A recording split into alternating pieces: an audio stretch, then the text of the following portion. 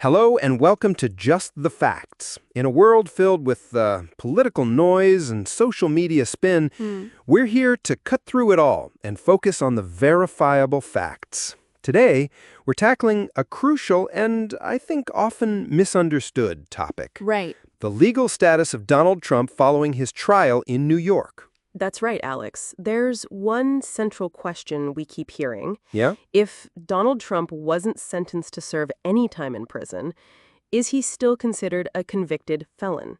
It's a point of major confusion. It is. But the legal answer is incredibly clear.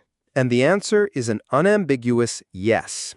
To understand why, we have to separate two distinct events in the judicial process. Right. The conviction and the sentencing. So let's start with the conviction. Let's do that. The core fact is this. On May 30th, 2024, a unanimous jury of 12 citizens in a Manhattan courtroom found Donald J. Trump guilty. Wow. Not on one count, but on all 34 felony counts of falsifying business records in the first degree. And that moment, the reading of the guilty verdict, that is what legally constitutes a conviction. Right. From that point forward, as a matter of public record and law, he became a convicted felon. The subsequent steps don't erase that fact. No. They just deal with the consequences of it. Exactly. So the next step was the sentencing hearing.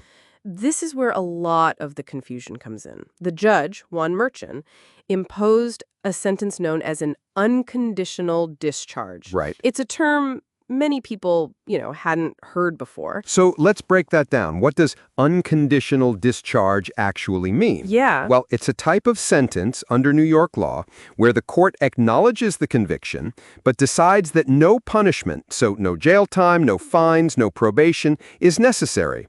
Analogizing, think of it this way. A conviction is the final score of the game. Okay. Officially entered into the record book. The sentence is what happens after the game. Is there a trophy ceremony, a penalty, or just a handshake?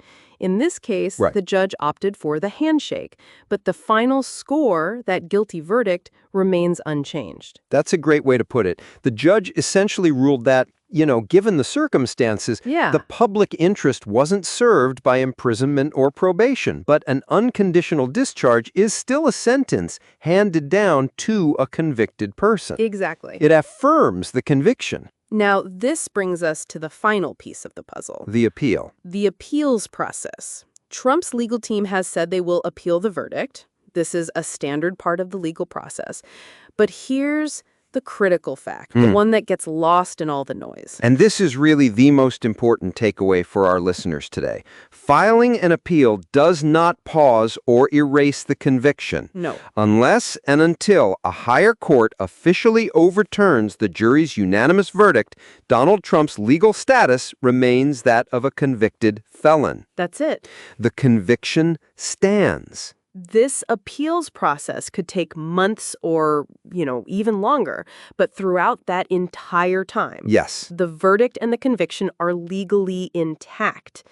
And this leads to the unprecedented situation we have now. Right. A major presidential candidate and former president who is, as a matter of established legal fact, a convicted felon. It's a historical first, and while the Constitution sets no rules preventing a person with a felony conviction from serving as president, it's silent on that. The legal reality of the conviction itself is not in dispute. So, to summarize, the jury's verdict made him a convicted felon.